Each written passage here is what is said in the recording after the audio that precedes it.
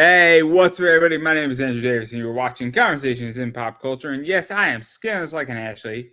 And I do want to remind everybody that this episode is brought to you by my friends over at Pocket Jack Comics. And they have a Kickstarter that's going on right now with Palace of the Golden Princess, which is on Kickstarter. It's an awesome book, awesome art, really cool book. It is based off a Dungeons and Dragons module. So it's something that's definitely cool. So go check it out. Links down below. But enough about that, because I have with me Laurie Calcaterra. Hopefully, I got her name right. If I didn't, I'm sure she will correct me. So, Gold welcome to star. the show. Gold star. Did I get it right or no? You got it right. Yeah, gold star for I the did day. get it right. Finally, for Yeah, once. gold star, man. I am proud of myself. I thought I got it right, but I'm never sure. I'm really bad at names, and it's even worse when we go to Japan and we look at Japanese names. Oh, they're the worst. It's terrible. Butcher. I know when I lose, and I just simply walk away. And I'm like, I know that I lost. I'm just gonna quietly walk away as if I broke something in a store, and somebody sees you and like, I got you. We're just gonna all walk away. We're all just gonna walk away. Pretend like nothing happened, and it's all right. But know about that, because you got a Kickstarter going on with Path of the Pale Rider. I do. And yeah, you're on issue 5 of that. So what's the basic premise of this? So that we kind of catch everybody up on what's going on with this one, because we're getting to the nitty gritty of all the crazy, buying issues. For lack of a better we'll talk about all the issues. But Path of the Pale Rider is a Western apocalypse series where death has been broken.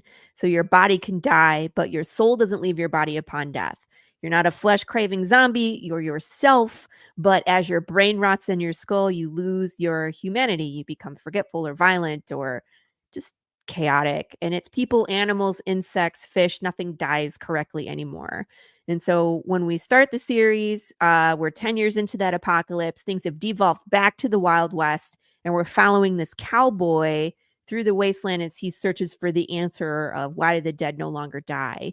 So the first 4 issues, we did a lot of world building. You understand the main character and his motivation. You got to see some of the trauma that he went through. Issue number 5, we're starting like the next part of the story. So like it's a middle part of the movie where the protagonist figures out their path and then everything goes wrong. So in this issue, we catch up in time, we answer some questions. There's a ton of action, and then we burn everything to the ground. It's a wild ride, and it's probably one of the most satisfying and action-packed issues in our 12 issue arc. 5, 6, 7, and 8 are definitely my favorite. My favorite being number 7. So we're getting into the nitty gritty of the story, and we're gonna start moving it forward. And it's a wild ride. I got my mug ready with the tears of my readers when people come for me after this issue, because I know they're going to be talking about it. We're going to be talking about it. So so let's talk about this a little bit, because obviously, I mean, you're not 5 issues in, and you're a lot of time in, you're a lot of money into this issue. I would say, anywhere from 25 to 30K into this issue. Not fully. I mean, money's been recycled, pumped back into it. So it's not like you drop 30K, boom, there you go. But it's a lot of money, it's a lot of time. But what is this like even at this one? Because when you get to issue 5, 6, 7, at this point, you've now had a substantial investment into your project. And it's now no longer a game, if that makes any sense. And it's now a business and entertainment position. I don't know what we call it exactly, but clearly something changes when you've pumped 20K into something or 30K into something. Decisions have to be made in a very different way. And so what is that like? Because I don't know if you thought about it. Yes and no. Like when I came into this, I treated it as a business from issue 1. I was never treating it like a hobby, that it was like okay to lose money. It's always been a situation where I budget carefully. I make sure that we stick within our budget pretty closely, and that I work with our artist team, always about what are we working on next, and when we have to run our campaigns time-wise, because When we started, I didn't pay out the normal. I mean, like, because it's like $4,000 to make an issue. Let's be honest. Between the art production is about Let's four delve into grand. that a little bit because Yeah. the thing is that obviously I don't want to break down the story because death is broken and we got a reckless cowboy doing Yes, we some do. reckless things trying to figure out how death is broken and how he can fix it. I don't feel like breaking that down because we've broken that down before, We but have, yeah. it's interesting because obviously when we dive into issues 5, and Mhm. I've spoken to people like Ed Davis. I just had David Whalen on, who's on his 28th issue of The Mhm. Offspring last night. There is a shift that occurs where, and obviously, I mean, I look at startup tech, right? There's nothing wrong with losing money in your first or second issue Mhm. because if you understand how to get out of debt, and Mhm. right now I'm in that cycle where I'm obviously have incurred debt, but I'm getting out of it. And I knew that I was going to incur debt at a time where I could have a 90-day window to get out of debt. And I'm relatively on track to get out of it. And Yeah. so that's what I think is interesting is that understand that you have to almost treat your book like a startup to some degree. Yeah. And I think that's where people have problems in Kickstarter is that, and this is my issue where I don't see this discussion happening in indie Yeah. comics right now is saying it's okay to lose money on your first, second, or third issue if you understand that you're doing 12 issues on issues 9, 10, 11, and 12. You're going to make bank. And Right. that's where I think the problem is because it's okay to lose money in a business It is initially usually in in the your early first 2 years, yeah, that you're upside down, and then after that, you should be posting a profit, at least under, like, LLC laws. If you aren't posting a profit after 2 years, a lot of times they tell you to switch it from an LLC business to a hobby. No, no, no. It's time to take it behind the barn and shoot it. And we can open up a nice bottle We're of gonna wine. full on old yeller this business. Me and Kevin O'Leary agree on this. Yeah. We both cry. It's okay to be upset. We'll open up a nice bottle of wine over this, but we're going to shoot it behind the barn. I mean, this is how it goes here.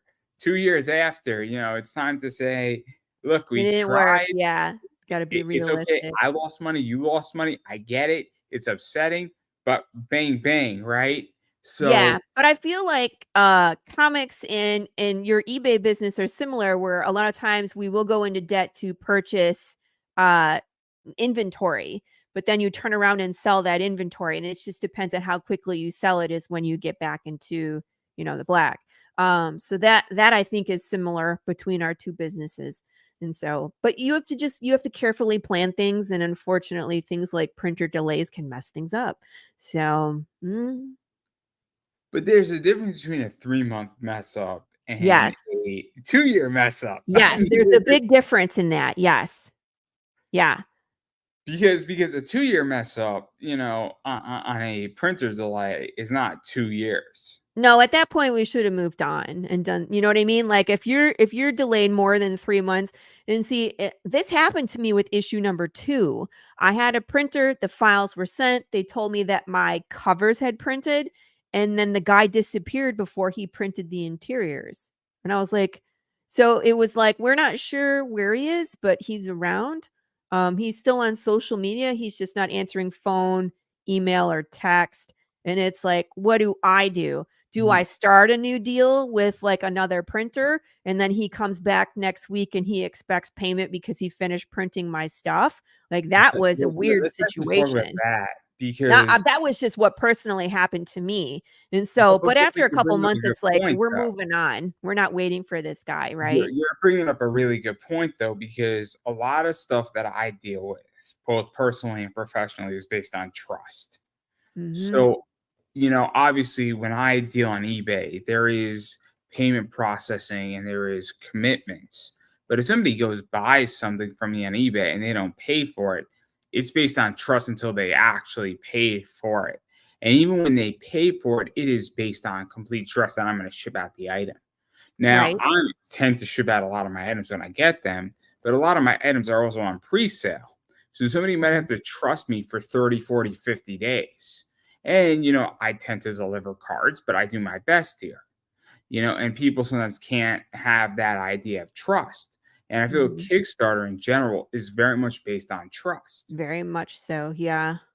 And this is the issue I have, and we were speaking about this beforehand, and I think this is a really good point, is that I have lost trust in the platform Mm. to a degree because there's been plenty of people that I've backed and they have been late by 18 months, 2 years. It's There's somebody crazy. right now, I have no problem saying his name, but I don't want to get you in trouble. Yeah, no, But I don't know who he is.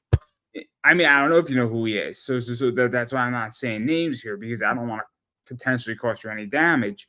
But he was supposed to do a graphic novel and now he's doing it floppies, but he's never launched the relaunch of the floppies of Hmm. his book and guarantee, that everybody who backed is a legacy backer. I don't think it's hard to figure out who it is, but I'm not going to say the name. But my point is that it is very based on trust. Yes.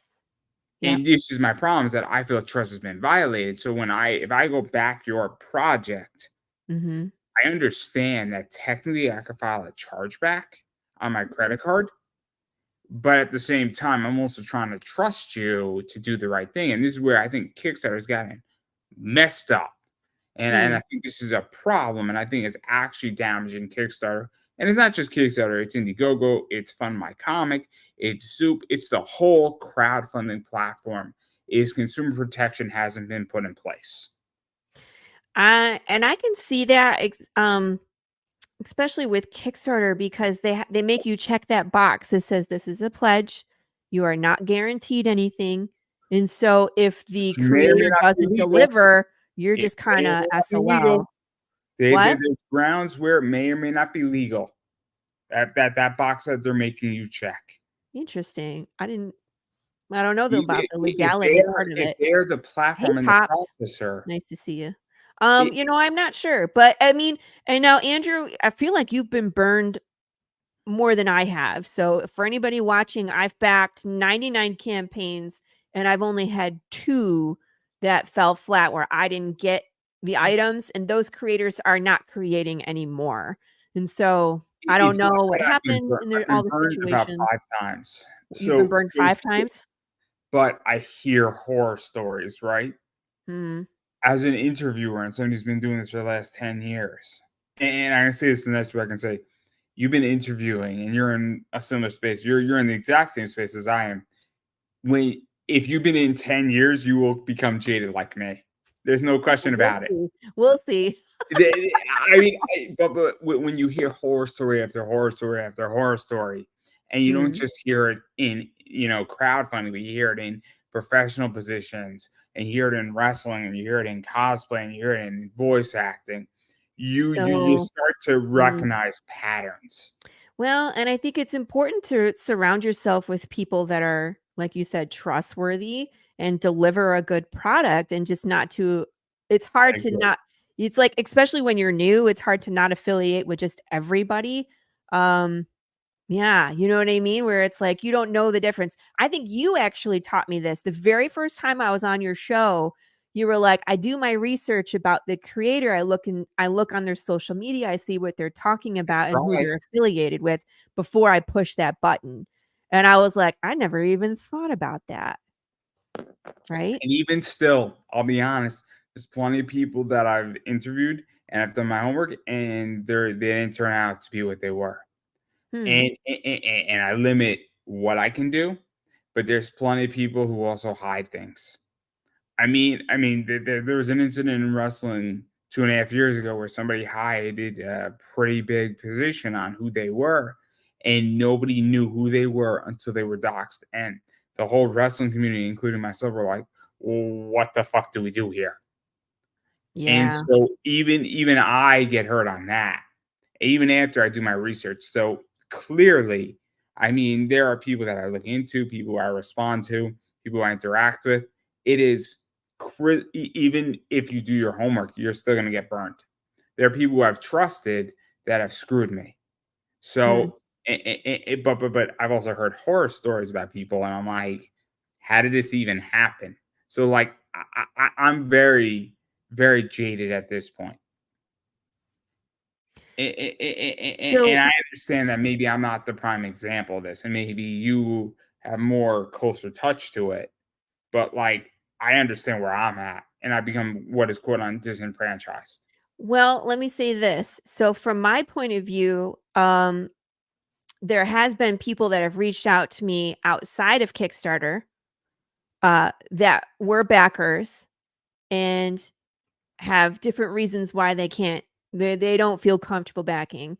Not so much the being disenfranchised, but the whole thing that happened with Stripe censoring was a concern, and so there's a lot of us that lost backers because of that situation. Um, AI on Google is different. It has been updated since the last time I ran a campaign. Now, my SEO is pretty strong. If you look up Path of the Pale Rider or Laurie Calcaterra, I'm the only thing that pops up. But there's a lot of other um, projects out there that if their SEO isn't as strong, Google isn't pushing people to the Kickstarter anymore. And the third thing I heard, which I haven't been able to find anything about, is that there's a new comic czar over at Kickstarter, and that he's doing things differently. But I can't.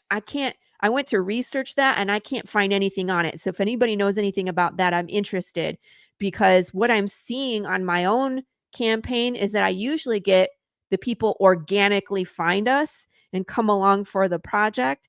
And I'm telling you that I'm just not seeing that same kind of return that I usually do. Now, we have more backers than we have had in the past at this time in the campaign, but my dollars are less. So I don't know what that means. You know what I mean? Every campaign is so different, and we're always trying to figure it out and look at the See, that's analytics and see what interesting, things. right? What's that?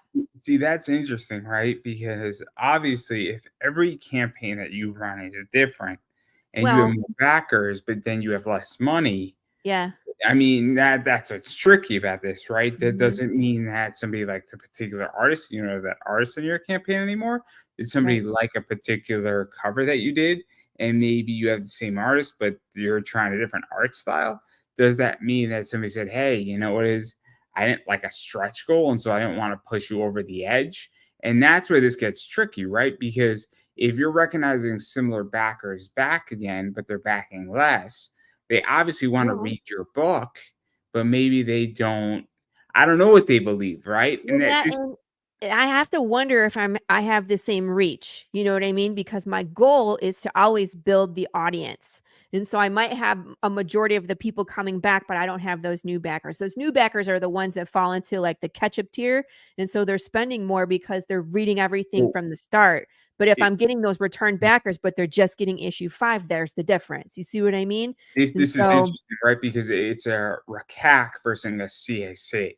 A mm, CAC, customer, retention, customer mhm, acquisition cost versus customer retention cost.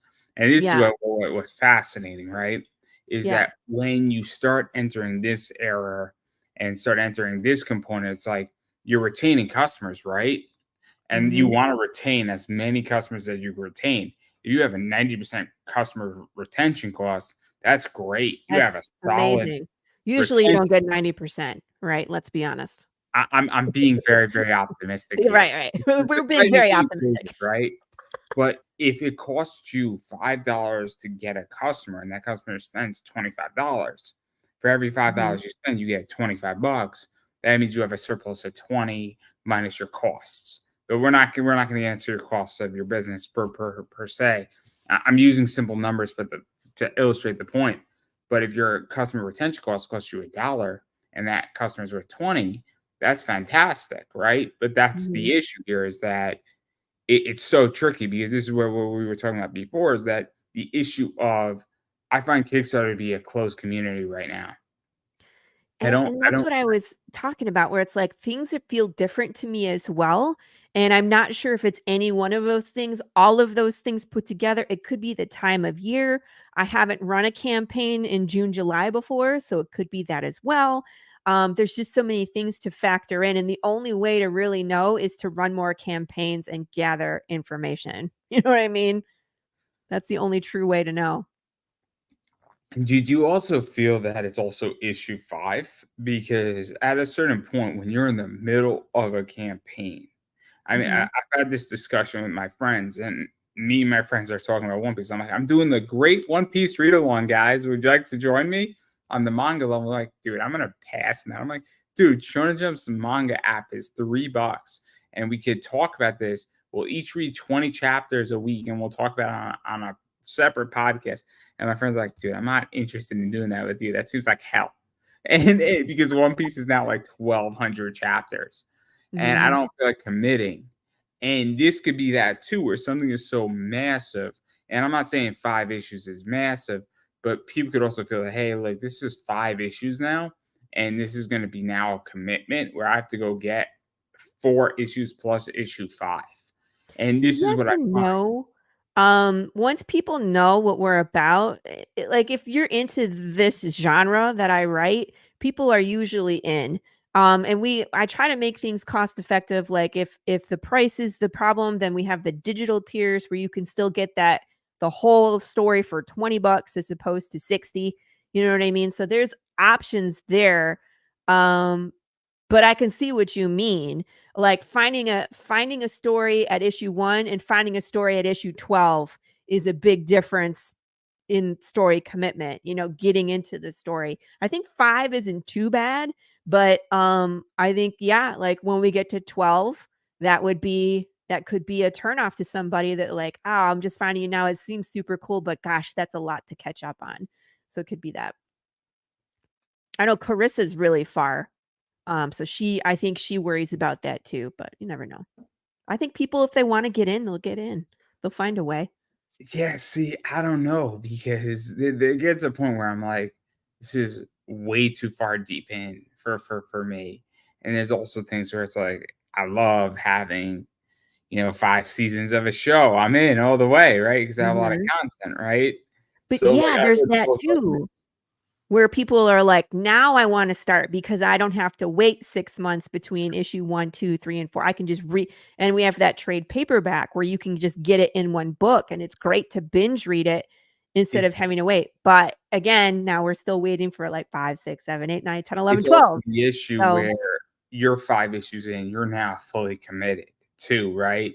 So I'll give you mhm, an example, like, if I'm trying to think of a position on TV, but the TV might not be the good example. Tom Hudson spoke about this, and I know you speak to Tom on a regular basis to some degree. Um, and I like Tom, but there gets a point when you have 2, 3 trade paperbacks on your table. Okay, now you're fully committed to something, mhm. and it changes the perception of okay, cool. Because on indie, and this is also the problem with indie comics, is that you put out an issue. Is there going to be an issue 2, or is it going to end on a cliffhanger and And you never you're know. fast, right? Even with issue 2 or 3 or 4, right? You put Mhm. out 4 issues. Is there going to be an issue 5? And this Right. is a good question. I mean, it's a fair question. I feel where I don't know if you're going to push it out. Like I know DC Comics is going to push out another Batman. I know it. Whether Does it's it the mean it's Batman gonna I be want good? or yeah, I mean, you said it perfectly, right? We know there's going to be another issue. Is it good, bad? Is it the Batman I want? Is it the Batman I don't want? Is it some crazy alternative Batman? Is it drawn well? Is it written well? We don't know, but we know Mhm. it's coming, That it right? will happen. Yeah. So we have a certainty. We just don't know the quality of the certainty. But on indie comics, I don't know. No offense to Carissa Grant, but I don't know if she's going to push out an issue 10 or 11 or 12. I don't know. I don't know. That's the funniest thing, Andrew, because she is so far ahead of everybody else. Pick But anybody else except for but Carissa. I know what no, you're no, trying no, to no, say, no, but but I Carissa make this just breaks all the damn rules, so no, no, no, but I make this argument because God forbid she could say, you know, I had a bad day. Fuck this thing, right?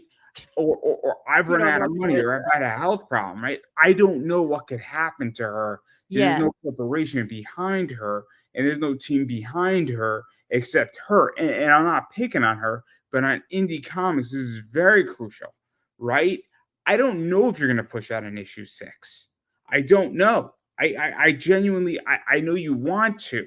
There's a difference between a want and you're going to do it. And this is the trick about indie comics. Until somebody has a business and they've done $20,000 on Kickstarter, they are no longer going to push out an issue What do you mean they're no longer going to push out an issue? because they could want to, But once you cross a $20,000 level, you're gonna have to have a team behind you. So I feel up to about 10 to 20,000. There's a want, and I want to continue to do this. Then there's a team behind you, and you're gonna push it out. Once you get Mhm. to a certain economic level, the issue becomes that you have infrastructure in that's gonna continue to push it out. You don't That think you can have that infrastructure at, like, let's say, my level between 5 and 10? I don't. I think it's a want. I don't I genuinely think that you want to push it out because you want to get to that infrastructure. I do not foresee, and it's not a knock at you. I Mhm. think I think the drive behind why issue 6 is gonna happen and 7 is gonna happen is that you're driving it and it's a want to push it out.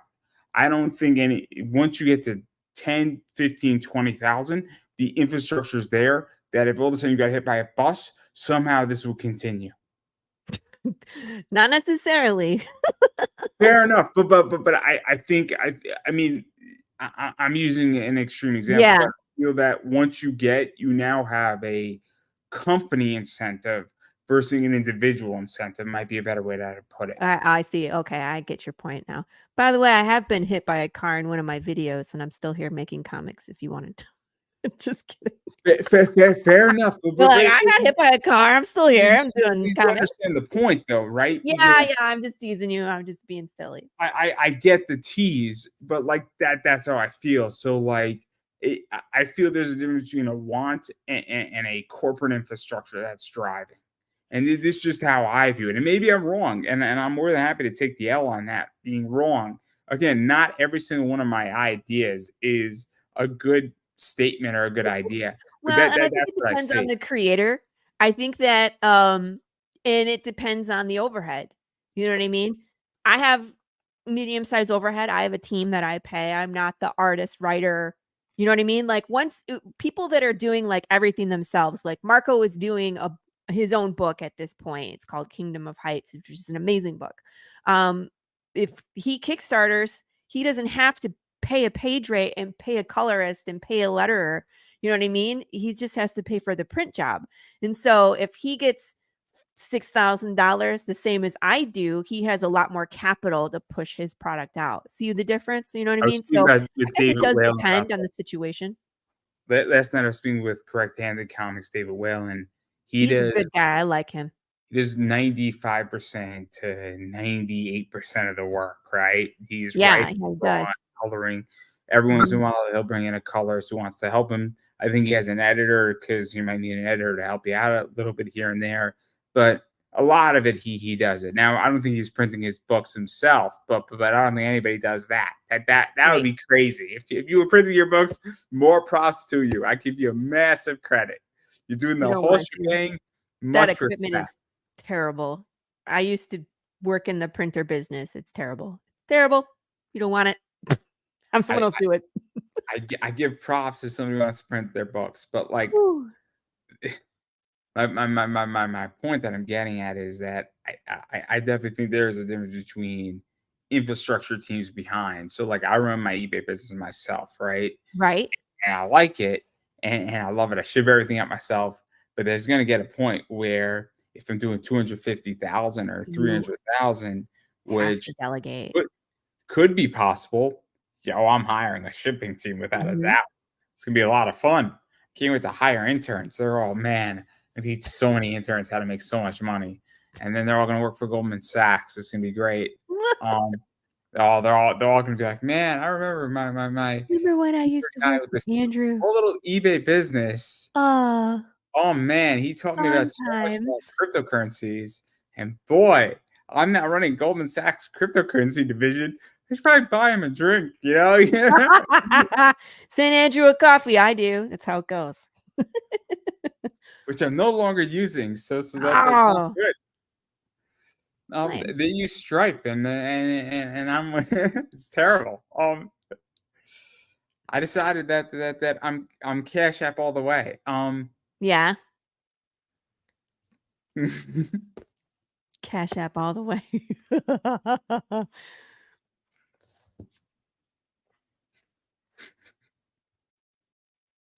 I got nothing else. You're on your own with that one. There's a joke there in somewhere, but I just lost my train of thought. It's been a long day. I've been playing Yeah. with my niece all day today Oh, how instead of nice. working. She's a lovely 2.5-year-old, but Aw. she's learning how to speak. So half the time I'm playing with her, and half the other time I'm trying to learn how to interpret what she's saying. It's a lot of fun.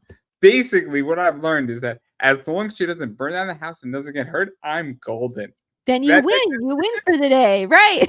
yeah, the victory bar is so low that, and then my sister comes back and she's like, "The house not burned down and she didn't get hurt. Good job, Andrew. Would you like a beer?" I'm like, "You know what? I would Yes. like a beer very much."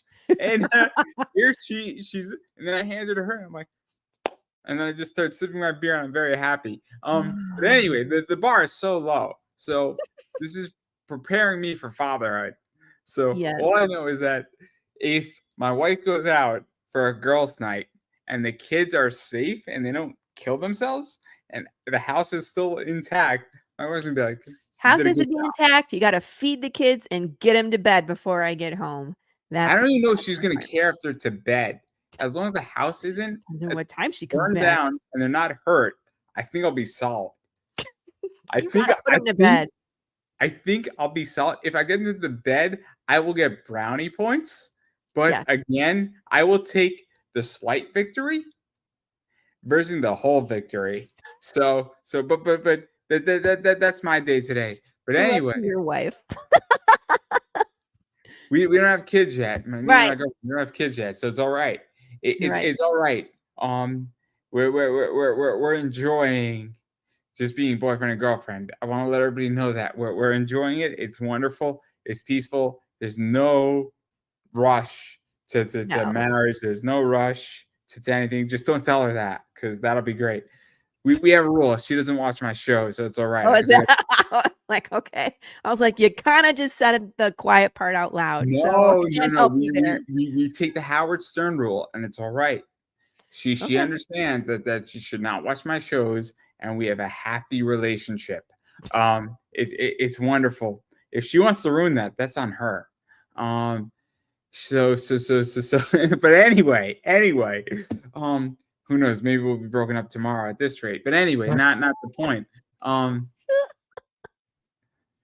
it'll be really awkward Oh. because the ring that I bought for her. No, You better not say stuff like that. You're gonna get in trouble. no, it'll be romantic. Don't worry, everybody. It'll be romantic. Gonna be romantic is that I'll probably get a sketch cover of a ring, and then I'll give Don't her do the that cover, and either.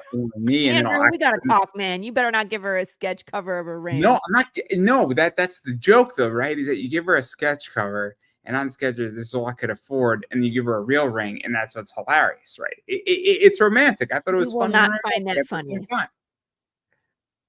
I said what I said. She will not find that funny. But, Don't but, but, do but, it. but no, I'm I'm gonna give telling you her a right real. now, don't do that. Your plan, don't do it. Save yourself, dude. What if I give her like a 2 carat diamond? She'll be Do thrilled. that. Do that first. No, see, I'm gonna give her the sketch cover, and then right when I give her the sketch cover, and she's saying, "What the fuck's this?" I'll give her the 2 carat diamond, and she'll be like, "Holy shit!" Don't play with her emotions. But what else am I supposed to play? Nah, that's. I could say things. I'm not going to. I'll keep it PG. I think it'll be good. I know my girlfriend very well. I think she'll find it funny. If you're single again, it ain't my fault. I warned you. It's all right. I'll save myself maybe a lot of trouble. Who knows? Oh, Andrew, shiny thing. I know a lot of pretty girls, so it's all right. You better stop. We're going to change the subject before you get in a lot of trouble. All right, so I have a question for you. You are disenfranchised with Kickstarter and crowdfunding campaigns as a whole. So for someone like myself who's a creator, where would you go to support someone like myself in my comic journey? Would you go to a website? Would you go to a comic book store or a This is interesting. Comic-Con? What would you feel comfortable doing? So 6 months ago, my answer would be different. Where I'm just going to become selective, right? Mhm, 6 months ago, my answer is selective. Where I'm like, look, I like certain genres, I like certain artists, I like certain components, I like certain thought processes with books, and I'm probably also going to trust people who have track records, and mhm.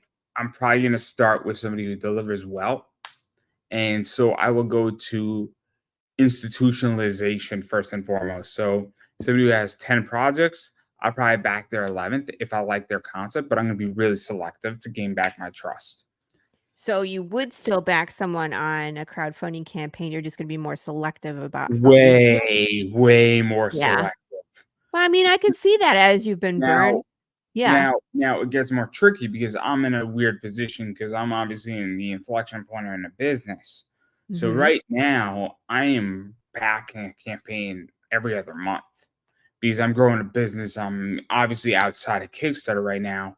I'm outside of comics in my business. So to get me back into that, I don't know how we necessarily get me back into that. But Well, I'm I mean, also like, you're not the typical backer yeah. either. You're looking at it as a business and then resale. So I there's 2 components. So on a wholesale level with positions, you gotta cut me a sweet wholesale deal where I can make Mhm, money. If I'm looking at a wholesale, where we gotta look at this where cool, the upside of your book and the downside of your book, I can be okay and I can survive on a wholesale level.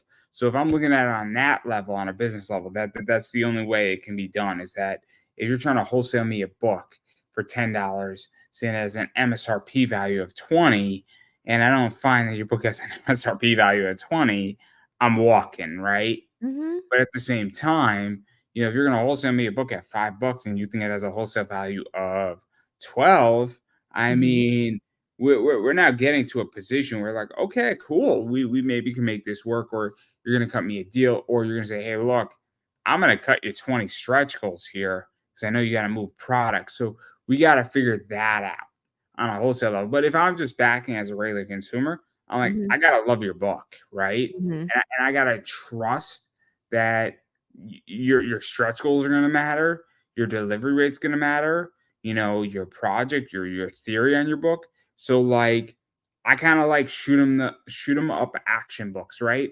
Mhm. Like if somebody was to produce me a John Wick type book, I'd probably be in as a consumer. I may not be in as a retailer, but Right. cool, $20 for this book. Let's shoot them up and let's have a John Wick fun book for a while for 3 issues, right? Like Gun Honey is a good example of this. I love Gun Honey because it's just shooting them up. I get cover A, and I love reading Gun Honey. I think Gun Honey is great because it's just shooting them up, right? I don't have to think about Gun Honey, right? So like if Mhm. Gun Honey was on Kickstarter, I'd be a backer and I pay $30 for that book, hands down on a limited cover, like a foil cover of Gun Honey, easy, easy. But like that's just it, right? As a consumer. So, but again, I back Gun Honey, but I might not back 10 others because I Right. became disenfranchised. It's also It's the team behind it. and So see, I think this is the double-edged sword that goes along with indie comics is that we as a new creator need to crowdfund in order to produce these books, but yet we don't have the track record necessarily. Like I haven't done 20 campaigns yet. This is my sixth campaign. I think that's pretty good for me because I've always, well exceeded and always fulfilled. But for someone like Andrew looking at me, it's like you're small potatoes. Um, maybe but when you're look on at issue me. 10, we'll I talk. mean, to talk about that too. I mean, we could talk about me. I mean, everybody has to forget that I look at small creators. I interview a lot of small creators. I try to give them a platform, and there's been plenty of small creators who become big who now don't want to talk to me. Oh, come And on. like, I mean, this is also part of why I become disenfranchised because I've helped a lot of people who said "fuck you" to me.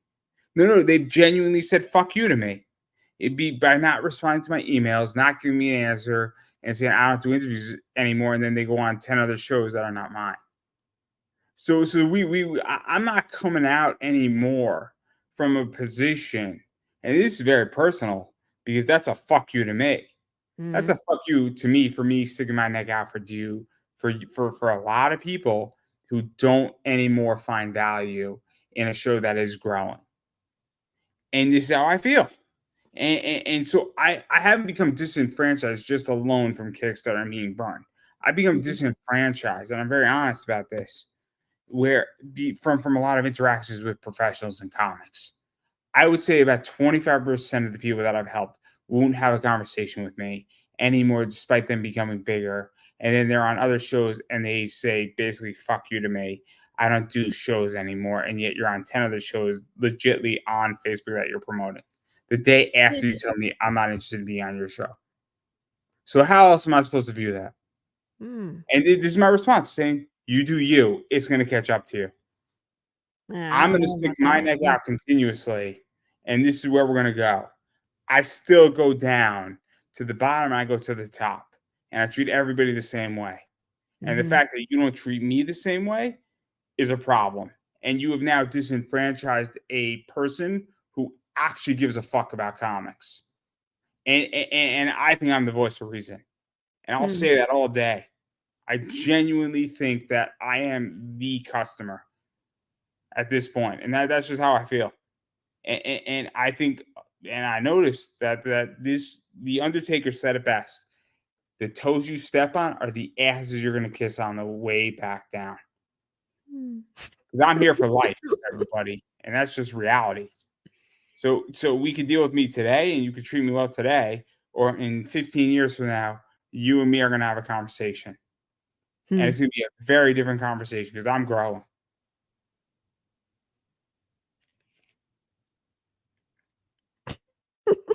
I don't have much to say in response to that. I'm not going to put you into that spot, but it's complicated, right? It's a Mhm. complicated issue because I can do whatever I want to do. I understand that not everybody can say what I just said. I completely understand not everybody can say what I can say. I can say whatever I want to say because I'm independent, and I am very much. And my opinion might be wrong, and I'm going to take flack for that. And I have no problem taking it all, everybody. I get it, but I'm not going to put you into that position. It is a hard position because people who you deal with and deal with on a regular basis, no offense, are going to disagree with what I just said heavily, and I know it. I feel a lot of times though that you come from a different point of view than most of the indie that I deal with because I deal with creators and And then they're wrong. I deal with purely readers. And then you are in the reader slash business category and there's not too many people that are from your point of view. So it's just a different perspective from what I'm getting. But And you're also a podcaster, you know what I mean? Like you have all these layers that are not the typical audience or the typical podcast that I go on. So, see, see, it's see, just see, different. see. I will explain a position that you may or may not disagree with. I started interviewing porn stars, right? Mhm, And whether you like porn or not is not the issue here. They changed my perspective on a lot of things. mhm, And they provided me further insight into a lot of different perspectives where they explain social media, they explain certain things why they do what they do. And what they explained to me is that, hey, if I do a porn shoot and then I do a modeling shoot, I could charge twice as much for my modeling shoot because my cloud has changed. And once I understood that position, and then some of these women do, dancing and performance dancing, they could legitly charge 3 or 4 times as much, which means they have to work less. And so once I understood that position and they explained it to me, my position on all this changed. And even what I've done on YouTube has changed. If you noticed and you look at my YouTube channel, I have done legitimately half the work that I've done, and I've done what double my performance that I did all of this year in 6 months than I did last year.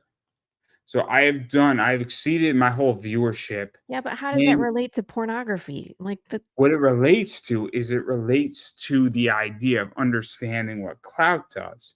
And it relates to the understanding of media and positioning and gaining, I guess, credibility, right? okay. If you're a porn star in a amazing scene that got 10,000 views and then you do performance dancing, that means you could charge 4 times as much because your clout and your credibility has risen, which means that what you could charge has risen or what your reach has risen. And So this is translate that for me into indie comics. so let's say you worked on a book. Let's say you wrote Batman, right? Okay. Scott Snyder is a good example of this. Scott Snyder had an amazing run on Batman. The only reason why Scott's a great writer, for first and foremost. Unbelievable. The reason why he's where he's at right now in doing all this indie projects and getting a lot of money for this and getting a lot of deals and his options is because he had the credibility of doing a great job on Batman for 50 or 60 issues. So his clout has risen in that. And so if he puts out 12 books and 6 of them are bad, his cloud is still intact because he has Okay. performed But he that went level, from mainstream to indie. but he carried the cloud of mainstream with him. Right. And I get that, but how do we as indie creators get that clout? The way you do it is that you slowly climb up, gaining more and more backers, building an audience, and then you slowly jump through ladders saying, cool, I'll take this job here, I'll take that job here, and Mhm. you transition from doing your own project to writing for other people. It's the only way. Mhm. Okay. That's kinda where I'm at. Yep. That's what I'm doing. Or conversely, you do what Pat Chan did, which is that Pat Chan was creating his own stuff, and then he wrote for Xanoscope, and then he jumps in between his own project, and he built a whole company called Space in Between. So you could do it that way too, or you could do what Mike Tiener did with Bad Bug, where he's become a publisher and he's become almost a CEO slash, person who does that. And I have nothing against Mike, but Bad Bug produces a bunch of content. Or you can do what Dustin Burnell does, where Dustin Burnell does a bunch of stuff with Eternal Press, and he writes some of it, and then other people do a bunch of other stuff with it, and then you keep growing it up that, and you say, I'm not going to go jump from ship. I'm just going to keep growing a company. Or you could do what I've done with my eBay business, where I'm just selling books, and then I'm selling cards, and I'm just growing my inventory and my economics, and then I'm building a reputation as a good seller. So there's only a few ways how you can do it, right? Mm. There's really only a few ways you can do it, and that's just the reality of it. But like that's what I mean. I'm a very jaded person in this sector right now because everybody I've spoken to and what I think, and also even just my business presence and even how I run my business has also changed how I function. My intention is to run a business and take a distribution and then invest into the stock market to grow dividend stocks. I mean, there's no question about what I'm intending to do. That's what I know. So I understand where I'm at, Mhm. and maybe I'm wrong. I don't know. I don't know. It could very well be that I am wrong, but I don't know. I don't think I am in that regard. Time will tell. So, I think that's the only thing that we can do is strive to move forward and continue to, do better every day than you did the day before. Because every day I try to go in with a positive attitude and I try to push anytime I have a live campaign, I'm promoting, I'm doing social media, I'm doing podcasts, I try to do store visits or, if there's comic cons over that. So that's I try to diversify, how I reach people. And then, once we're done with that, we go into production. I just, stay positive. I have other writing opportunities coming to me at this time, which is great. So I'm writing a ton of stuff. And that's just, like you said, it's just kind of like as time goes on, we kind of See, build and hopefully it comes with us that clout carries. See, it's interesting, right? Because I mean, I don't give a damn about clout. I know exactly what I'm worth on an hourly basis. On a consulting basis, I don't want to consult, right? That's why my fee is exuberantly high. If somebody wants to my consulting fees, it's 400 an hour Mhm. because I don't want to do it. I just don't. I honestly, every hour I have that's free in my schedule, I would like to keep for myself. Whether I'm doing something productive or I'm legitly playing Resident Evil, like that, or Welcome to the Show, which is a baseball game, like that's really what I want to do in my free time. Um, but if somebody wants to pay my fee, I'll take it. It's the whole Jim Lee thing. I Mhm. mean, yeah, I mean, I don't know how you feel about Jim Lee's prices, but my take is that he doesn't want to draw for other people. Mhm. And that's That why he makes his prices so high. Yeah. Mhm. that's my thought on it. People disagree. Me and Tyler Carpenter have had a discussion on Twitter about this, and I don't think Tyler's right. Tyler says it's a value of time. I don't think it's a value of time. 25K for a wraparound sketch cover is not a value of time. That Mm. means he doesn't want to fucking do the job. That's what it really means. But if somebody writes him a check, hey, buddy, here's 25K, Then just like, it's okay. I I'll do got it. you, Yeah. bro. I got you. It's all good, man. We can do this. You want Batman punching Ivan? Done for you, man. $25,000. He puts a smile on his face. It's great. Right. You just bought him a trip to the Bahamas. Bought him a villa in the Bahamas. But anyway, Right, right. I was like, well, I mean, it depends on where you're staying and how much you're spending. But yeah, have you like seen the you bought him a Bahamas lately? vacation. They're kind of a piece of shit. There's like 3 or 4 No, nice places in the Bahamas, but I've never been. you could buy an island in the Bahamas for like 25K. Well, then that answers that question. You just bought this man an island or a yacht. Like I feel like yachts are more than $25,000 though. 4 sketch covers later, Jersey's like, I'm drawing on my yacht here. It is great. He's like, I just need to do 4. I just need 4 is the down payment and then some on my yacht. And then and boy, He's am like, I wait, is enjoying that the my one with the yacht right helipad now. on it? That's the one I want. What'd you say? I said, I want the yacht with the helipad on it. I might need to do 5 sketch covers. He's probably like, I need to do 7 now to get the helicopter to land on this. Yeah. See? See, maybe You we can should buy all the copy island. Lee. The island is cheap. To find the yacht is expensive.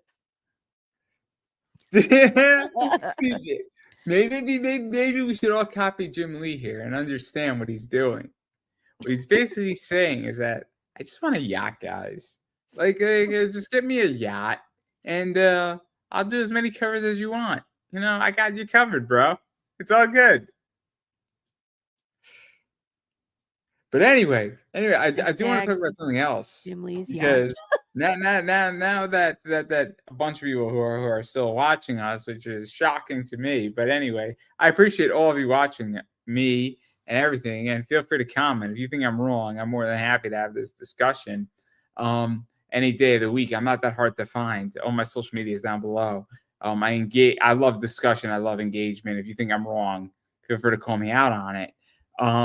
But I do want to talk about Zoop as well as other Yeah. curated platforms because Kickstarter is not a curated platform. Correct. Anybody can put anything on Kickstarter as long as it's To a not. limit. You cannot put Yes, weapons and now there's limits on AI.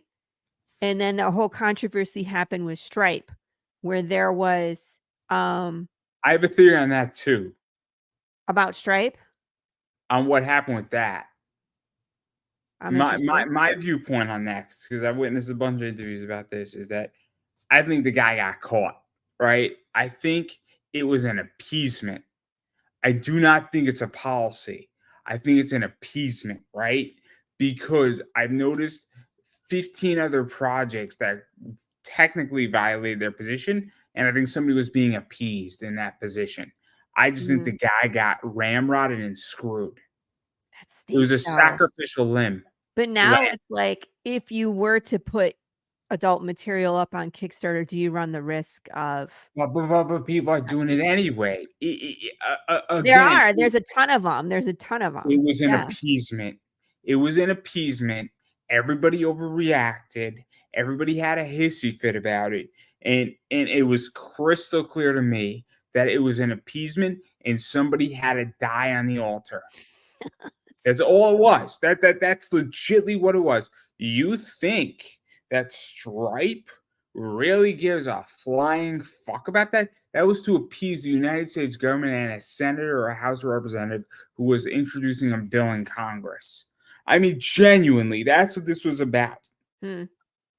Anybody who had a rational mind would have said, dude, this is not a policy. This is just somebody in a position trying to either advance their career or appeasing a senator. Say, oh, golly, Joey, nice to fight us. And then we're all going to go back to Can the you norm for the can next you 5 do the years. rest of the interview in that voice? I would prefer not to because it's kind of hard. But like that's what it was. That's exactly what it was.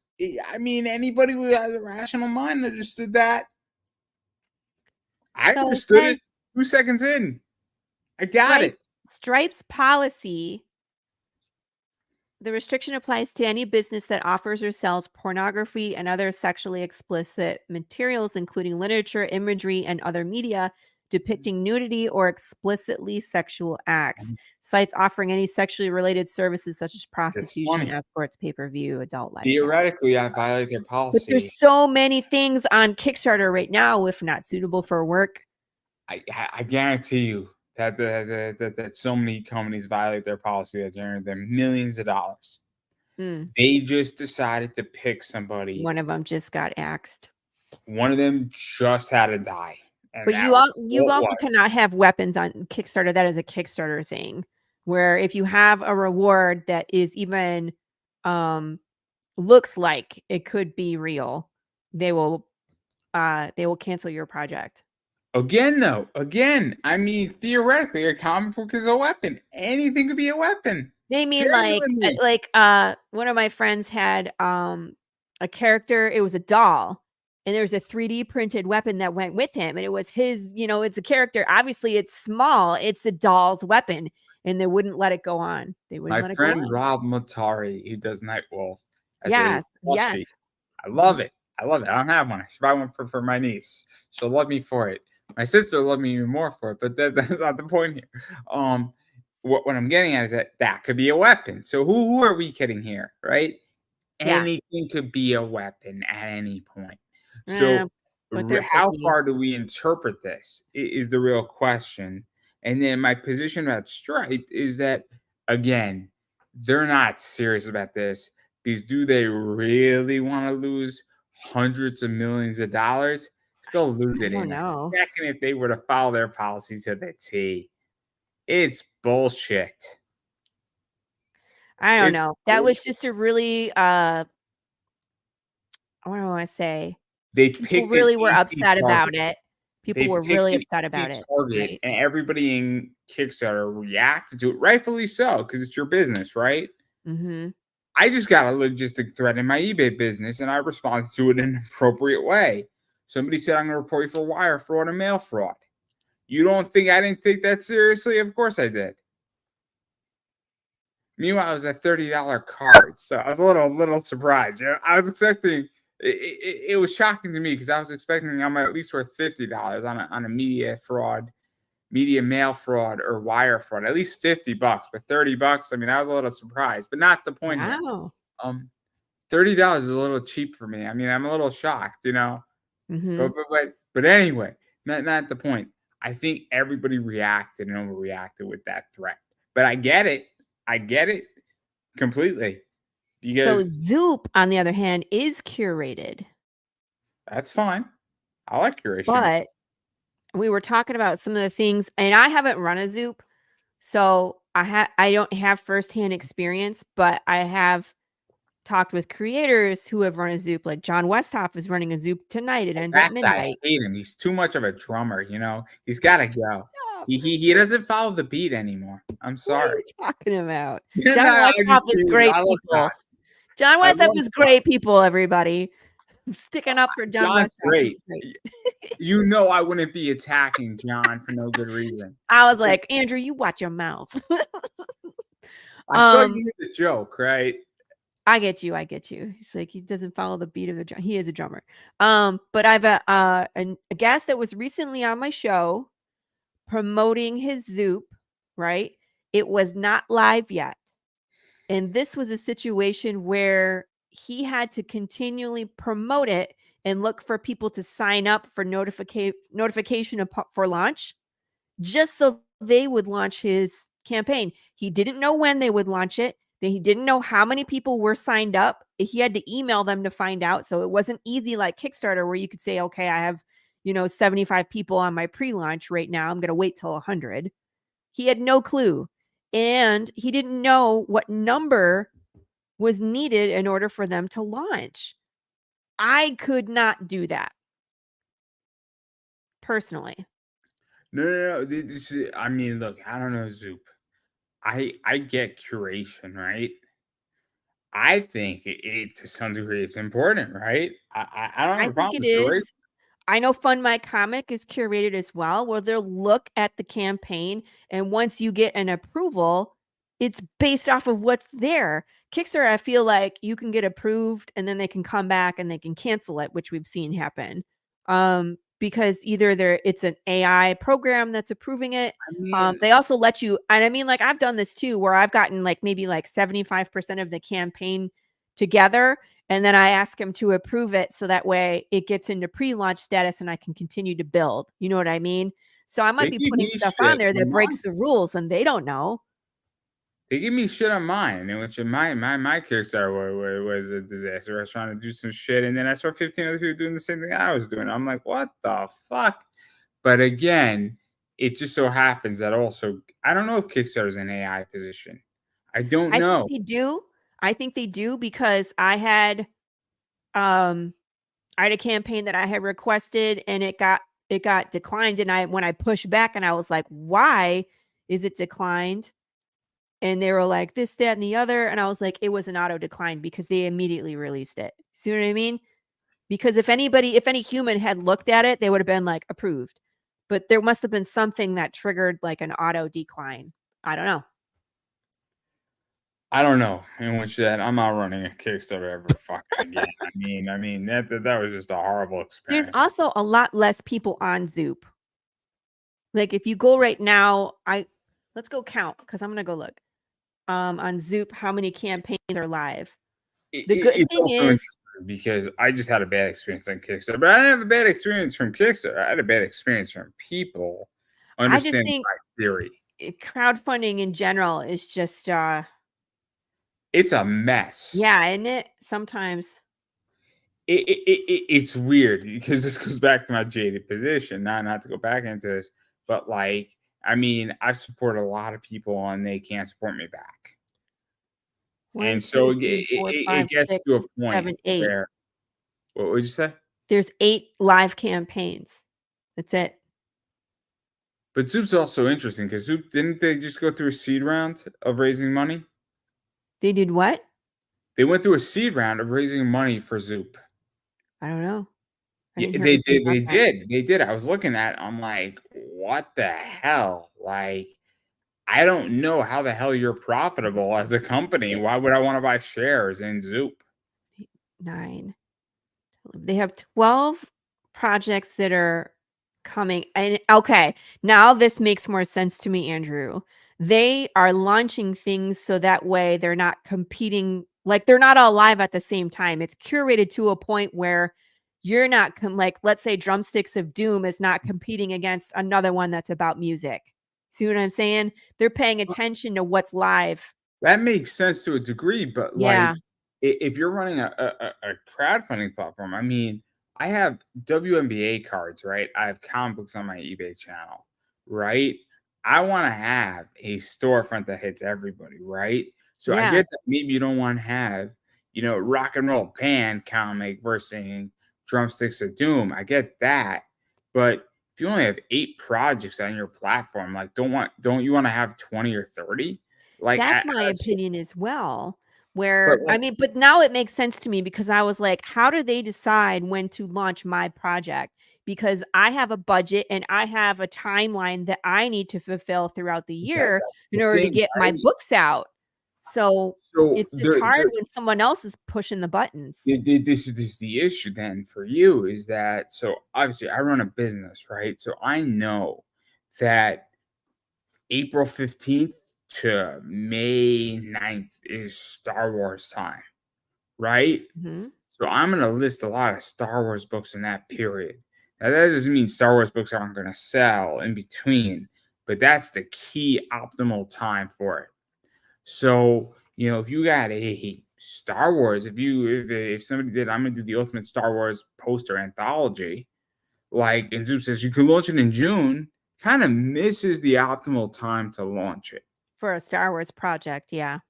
So, like, why would you like that? That's the problem with Zoop is that curation is good because you're saying, hey, this is a project we want and we're down for it. That's a good thing. But now you're controlling when I can launch. Mhm. Like, that's an issue. But And I'm not again, sure 100%, but I also think they set the goal. I don't know if you have to fill out a survey or, like, how they decide that. They decide the reward sure, tiers? I'm sure that you can You have to negotiate that out with Zoop. Saying, I'm look, sure I that need you have to 20K put that information in there for them to come up with something, right? I'm sure if Zoop wants something badly enough, they're willing to concede ground. I'm Hmm. sure of it. But at the same time, I mean, it's tricky. But again, curation is good to a degree, but it's Mhm. also not good. Where like that's the issue that I have with Kickstarter is that anybody can get on Kickstarter and can do anything, but you also run into that anybody can do anything. And what do you do in that circumstance? Well, there you go. It creates a dilemma. And you create disenfranchisation with me. Yep. And it has nothing it's the fact that I hear horror stories and I'm exposed to a lot of shit that's just bad in comics. And that at this point, I mean, I calculate that you're 12 months late, you're 18 months late, you're 2 years late, and, I just hear horror stories about people being unhappy with Mhm. projects, and I see it, and I see it all the time. And so I don't have a problem with Zoop. I like the fact that Zoop wants to curate. I never backed. Actually, that's not true. I did back a Zoop project. I was satisfied with that Zoop project that I backed. I got what I wanted. I got it in a reasonable time. I thought it was good, but it was also the team that did it, and I knew who was doing it. It was David Boer and Drew Zucker, who took Kanto. Okay. So I felt comfortable enough, but I'm not back in many projects in comics right now. Yeah, I'm Googling how many active campaigns there are right now, because people always are like, "Oh, there's 200 something, active campaigns right now." I'm like, "Where do you find that?" Uh, because I'm But on look, Kickstarter and they're telling me, like, categories, launched projects for the year. Ah, but this is all categories, let me see. this is the thing, Huh. right? So there's 250 comic book projects that are live right now compared to 8 on Zoop. I don't know how it makes money. This is why we Well, gotta raise funds. but it's a double-edged sword because 8 to me is not enough, but 250, now I'm competing against 249 other projects. You know what I mean? So it's a good thing and a bad thing. But you're I not might get competing those against me. You're competing backers. way more. You're competing way more. Right, but I'm competing against way more here on Kickstarter than I am, You if you I was you on Zoop. you're But you're competing against 257 if we just 7? count Kickstarter Zoop. You're competing against Fund My Oh, Comic. like Indiegogo and Fund Your Comic and Then what you're competing against is also the fact that DC Comics is releasing graphic novels, both current stuff and back end stuff. And you're also competing against every freaking title that Marvel and DC release, and Boom releases, and IDW releases, and Image releases. You're well, competing against 500 comics in I general. feel really good about being 129% funded. So my point though is that Teasing you. that's the issue, right? You're Yeah. competing against roughly 500 projects right now, and you're competing against several concerts, you're competing against several movies, you're competing against several streaming services, you're competing against several WNBA cards, you're competing against a multitude of shit. This is You true. think when I sell a card on eBay for $13, I don't realize how much money and components I'm competing against. I am legitimately competing against 15,000 people. When somebody spends an hour to watch my show during football season, I understand that they spend an hour watching my thing and not watching something else. And Mhm. that doesn't cost them a penny. We're not even talking about money. Talk about spending Right. money. Time. Money. Not Time. even time, money. When somebody says, I'm going to spend an hour watching you, Andrew, and this interview, and every second of this interview, and versus watching Monday Night Football or whatever I'm doing on my Friday night or my Wednesday night, and I'm going to spend that time, that is bewildering to me, and it didn't cost me a penny. Now we take that, and if it would cost me $100 and they spend $100 to watch me, holy shit, that's a Mhm. whole different ballgame. It is bewildering when you start thinking about it like that. I have 724 hours of watch time in the first 6 months on my YouTube channel. I'm like, who in the fuck is watching me for 724 hours That's for great. free? That's a lot of time to watch me. It is bewildering. Not really. No. To me, it's bewildering. And the reason why is that a bunch of people have said we want to spend time to watch you for 30 seconds, a minute, or an hour.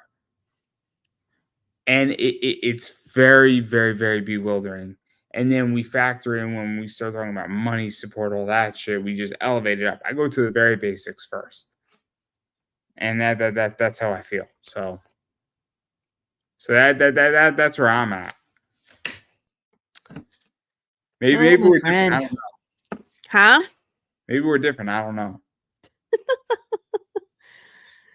No, no. I haven't even looked. I have a YouTube page. I don't really push it very hard. It's just kind of the catch-all for all the things that I do. I haven't even gone in and looked at the analytics, so can't really speak on that for myself, or I just can't. I just spent a lot of time figuring Mhm. out where I'm Yeah. navigating this because I understand there's a crystal clear path where I'm going and what I'm doing and how I'm approaching it. And so I'm very well aware of what that looks like for me. But anyway, not the point.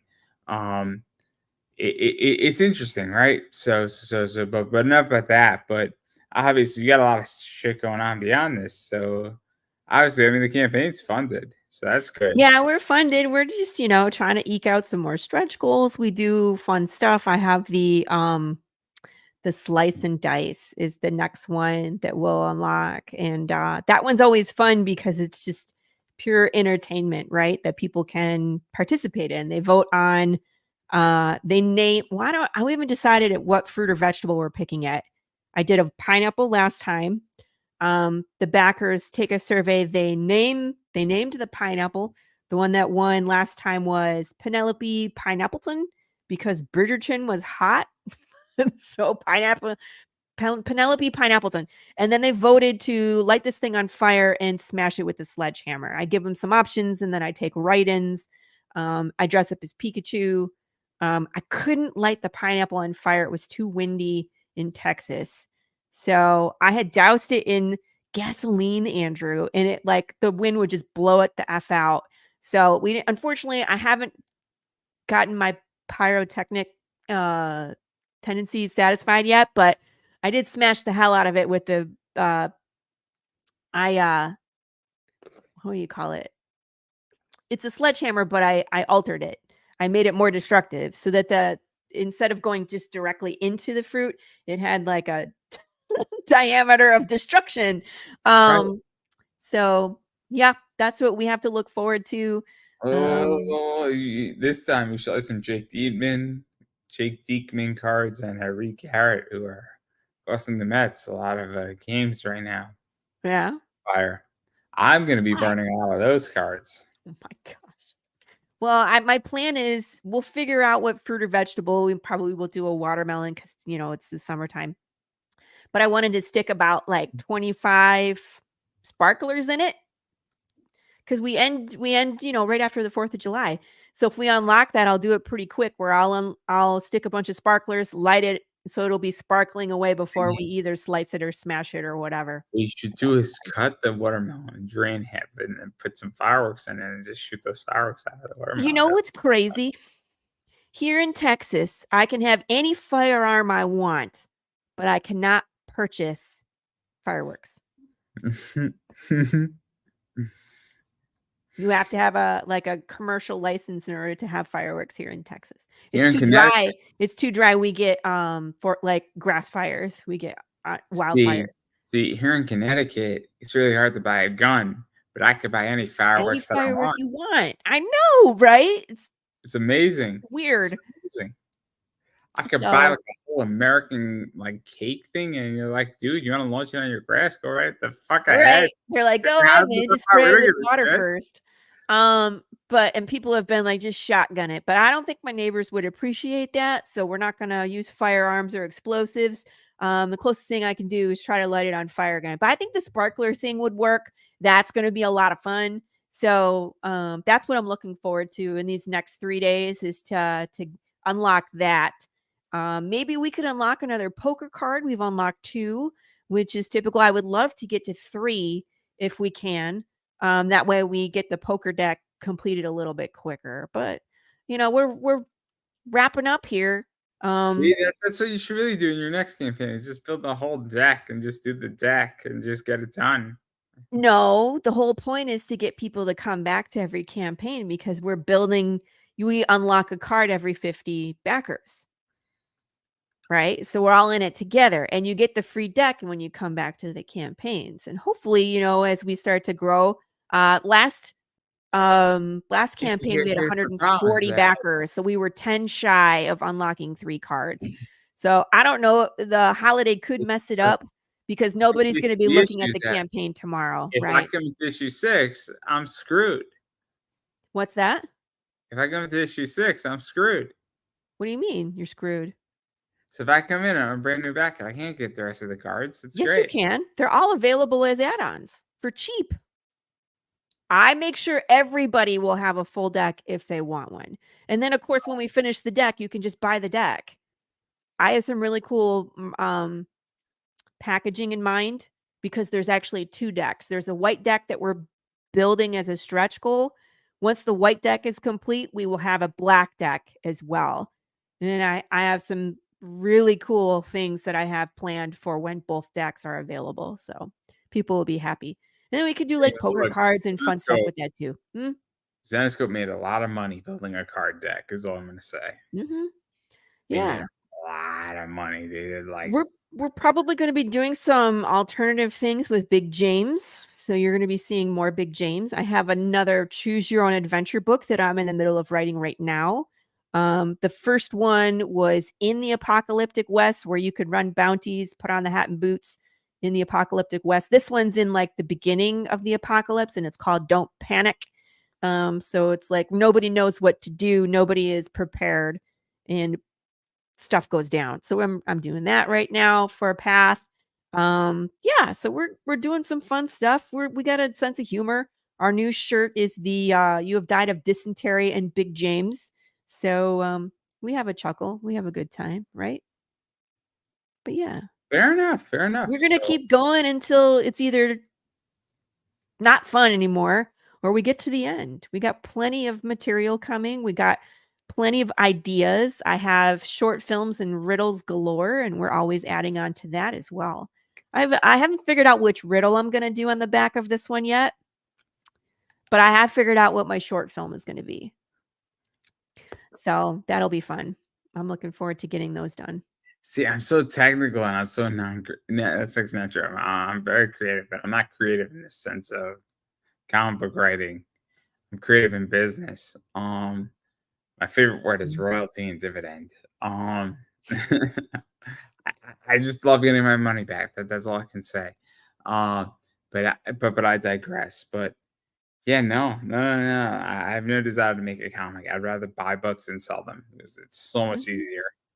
There's so much money to To be made. to each their own. I just want people to read my story. Um, Do it for free and then just have ad revenue. There you go. I wish I could do it for free. Unfortunately, I have to pay all these people. I'm not drawing it myself, so it's not free to me. So that's why we crowdfund is because the crowdfunding pays for the book Again, to be created. I've asked this, and I haven't asked this question yet, but I'll ask it, right? See, this is where I think this gets complicated, right? I run an eBay business with the intention to make a profit, right? Uh-huh. And this is where it gets complicated in comics is that are you in it for the glory? Or are you in it to make a book that makes money? And that's what's tricky is that I don't know, and this is my issue with comics right now is that I speak to people and I speak to a lot of people interviewing, and I don't know why they're in it, right? Mhm. There's nothing wrong with saying I just want to make a book and I want readers. And I just want people to hear my story. There's nothing wrong with that. The question is that are you really then understanding the profession you're in? So if you want readers, you should take 10K or 20K and just say, fuck it, here's 20K. And I'm going to tell my 5 issue story. And if I make money, great.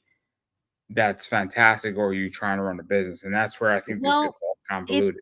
okay. So I'm not purely in it to make money. I am in it to make money so I can continue to make books. I So want it to be then it goes I want further it into to be the idea. self-sustaining and I want it to grow, and in order for it to grow, I have to make more money. So I'm not So, naive in the so sense that I'm not then treating it like a business, I'll but put the it a readers different way, is the right? important part, especially in the beginning, to get people to come in and be I have a invested in the friend story so we can continue. I have a friend. He runs quote unquote a business. His whole objective is saying, I want to grow my collection debt free. So he'll Mhm, buy 2 or 3 of the books. The two pay for the three.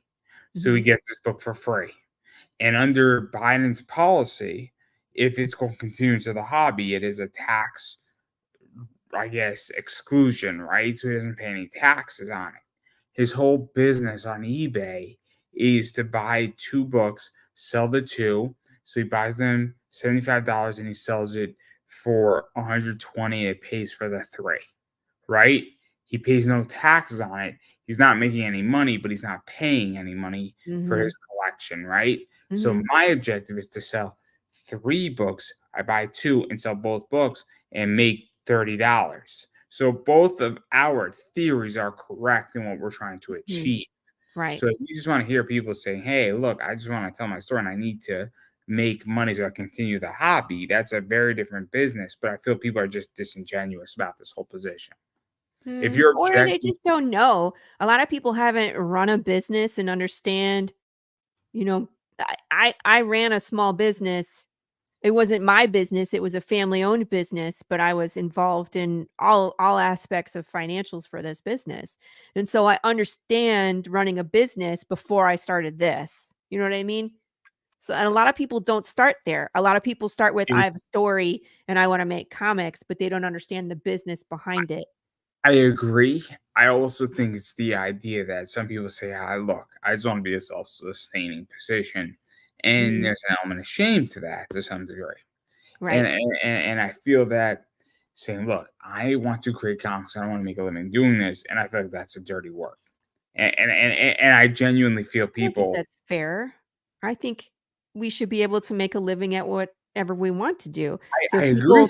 I don't if have a people problem with are it. trying to and I know I agree, there are working artists, there are working comic creators out there, this is how they make their living, and that's important, for them Seems to do I that. think it's But I dirt. think that there shouldn't be that stigma that, "Oh, There you're is making money off of this?" There Like, is, in yeah. which that unfortunately, I think there's a stigma saying, "Look, I want to make money," and whether it's a spoken stigma or a non-spoken stigma, I think it is a massive component in the problem right now. And Hmm. I don't know how that it's dealt with, but like, what's wrong with saying I want to make comics, provide you a good story, and make money doing it, right? I Hmm. run an eBay business where I sell somebody. So Panini, I'll be very honest. You could buy an Angel Reese card from Panini right now for $10. I sell mine for $6.90 to $7. I buy them at wholesale, way cheaper than that. So I'm selling it to cheaper to you. You're still paying more than wholesale, but you're paying less than what Panini would charge you if you want to buy one with shipping, and I'm charging you free shipping. So everybody's making money on this deal. Panini's making money. I'm making money. My buyer's saving $3, technically making money. They're not paying for shipping. And there's nothing intrinsically wrong about that. And I don't feel dirty at all during this whole position, but people give me shit for saying, oh, you're overcharging me for that card. Hmm. I'm like, I don't know what to tell you, man. Go buy from Panini right now. It's still live. Hmm. Like, and that's what I think is the problem, is that, this is the issue, I think, is that people do not understand that there's nothing wrong with making money and making a Hmm. living doing this. And I think that there's an element where nobody in comics wants to say, look, I just want to make a living making comics. That's too bad. You can make a living doing any other business. You can say it out loud. That's just it You can though. make a living selling pictures of your feet, In comic, yeah, I know plenty of people right? do. And I mean, like, but yeah, we have to be like, no, I'm not in it for the money. Like, come on. Don't talk to me about that. This is Sorry, I brought up I have a feet. friend, and then she's great. She sells feet. She's something special. Not that I participated in any of her things. She's great, but she's behind the DC foot fetish parties that are Mhm. going on. But not the point. There's so many people I know. There's way too many people I know in way too many ways. This is so incriminating for me. Everything takes this could be like, oh man, it's just a feet fetish here. No, I am not. I want to make that crystal clear. But It's anyway, I okay. get where you're going with this. But like, that's the thing, is that I think just people say, oh, you want to make money selling comics, you want to be a full-time comic artist. It's a stigma that's a real problem. I don't know why. I don't think it should be. Um, I don't think so either. I don't mm-mm, have a problem with it, mm-mm. but Yeah. for whatever reason, I don't know why that stigma exists, but I see it. And I think Mhm. you see it too, right? Yeah. Of course I see it. Yeah, and a lot of people are like, "What are you gonna do with the extra money once you're funded?" And I'm like, "Well, it goes back into the project." You're gonna go buy yourself Um, a six but pack because I'm I in the really position where I'm not the breadwinner in our family. You know what I mean? Like, I don't have to take a salary from it so I can feed my kids. I'm in a different position. So that money that I'm making off of it goes right back into the project so that way we can be faster or turn out a better product, because that's what this is about for me, is making this. That's what the business is for. Once we start making, more, then yeah, I will definitely take a salary from But it. there's no question about what I do in my business, where the profits I make in my business is first dollar in, first dollar out, dollar gets recycled, profits pay down debt. And that's what we're doing right now. And in September, I'm going to be debt free in my trajectory, which means that distributions are going to start coming out into the stock market, which will begin to good growth dividend stocks, which will make more money. So absolutely, there is no question about it that my girlfriend, who will become my fiance, who will become my wife, I mean, once she's fully introduced into what I do, she'll be like, oh my God, I get it. I get it completely, that this is our future. This is our retirement. And this Mhm, is our freedom. There is no question about that there's an objective with my money. This is not fun money. We're going to be really, really rich, and our kids are going to go to college debt free. And mhm, then mhm, this is our house mortgage payment. This is our retirement payment. This is no longer. So this is not our breadwinning money. This is our future money. It's a very complicated position, but I get your point, where when you're in a luxury position where you are not the breadwinner, or this mhm, is quote unquote extra money that could reinvest into a business, mhm. Yep. That's a very different position. Mhm. Not everybody Yeah. has that position. Yep. I'm really lucky to be in this position. Yep. 100%. You So, should but married that's well. You married well. whatever. Let's leave it at that. I did. I did. I love my husband. He takes It's a care of our joke. Yeah, family. sorry. But It was I an mean, on the easy flip shot. side, I take care of our family too. Like my other job I is get to it. cook, clean, You're take you're a care of the mother. kids. It's okay. You Yes. don't need to So I have that balancing act of my time is super important. I'm not offended in any way, shape, or form. Don't worry about it. But my time is super important because my main priority is not this comic. It is my family, my kids. And in fact, I got about 5 more minutes before I have to go take care of the kiddos and put them to bed because it's getting late. Well, But I have to go speak to somebody else in about 10 minutes, so that's oh, perfectly there you go. time. But So it's anyway, I perfect. do wanna give you a chance to promote yourself. We spoke nothing about your book for the most part, but that's okay. That's okay. I mean, Um, sometimes we just gotta vent about things and talk through it, and I mean, yeah, people know if people have watched your show, I've been on it before, they know. And again, Path of the Pale Rider runs for what, 3 more days. The best thing you can do is to go to www.pale-rider.com and go check out the campaign. It explains everything ad nauseum. You can see all the cool stuff we have, the jigsaw puzzles, the hot sauce, the t-shirts, the wooden covers. Like we just have outside of the box rewards on top of the good comic, the amazing variant covers. There's a lot of stuff. There's a lot of stuff that we do. We write riddles. We have fan interactive experiences so you can be a part of the world. You can touch it like it's real. So yeah, so we always do interesting, cool things. And I think if you come check us out, that you'll find something that you like. Go check it out. Fair enough, and then beyond I mean, I have the link in the description down below, so anybody wants to check it out, they can go check it out, and then going further into this, obviously, where can people find you on social media? Because that's very important. Yeah, I'm all over the place. I'm on Facebook, Instagram, TikTok, Threads, YouTube. The YouTube channel is Laurie Calcaterra 360. The best place for you to go to participate in like some of the shenanigans that we do, like the slice and dice, is the Facebook group Path of the Pale Rider. But yeah, if you look up Laurie Calcaterra, Path of the Pale Rider, I pop up all over the place. So I'm not shy. You can reach out to me. If you have questions for me, absolutely let me know. If there's something that you want in the campaign that I haven't put on there, let me know. I can make you custom tiers. I can put other things on there. I've done it. Every campaign that we do, I add stuff for people when they ask. So I listen. And then everywhere I'm at is obviously down below. I am Pop Anime Comics. I'm what is known as formerly Twitter, now known as X at Pop Anime Comics. I am on the Instagram at Pop Anime Comics. I am on Facebook, Pop Anime Comics. I am on TikTok at Pop Anime Comics, even though I don't promote that much, but I got some fun stuff out there. So if you're looking for some fun micro content, I got you covered there.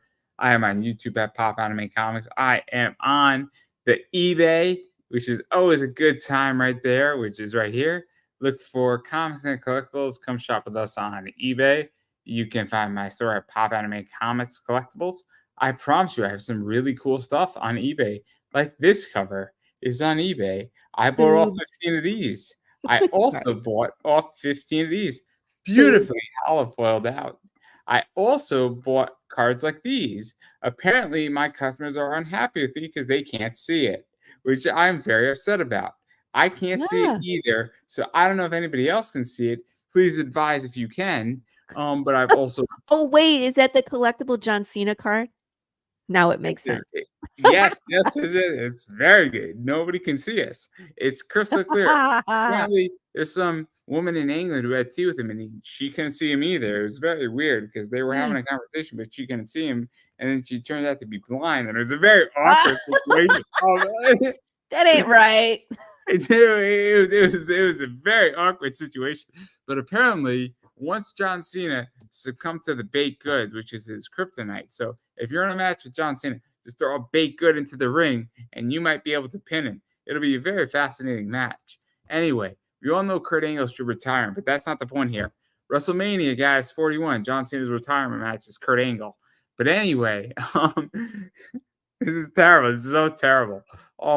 And then also I picked up some really cool cards like this right here, which is a base relic from Major League Baseball playing at Rickwood, which is one of the Negro League's oldest stadiums, if not the oldest stadium. And they played a game there, and this is a base relic from Rickwood, which was an awesome game. And Major League Baseball, as people know, I'm a big baseball fan.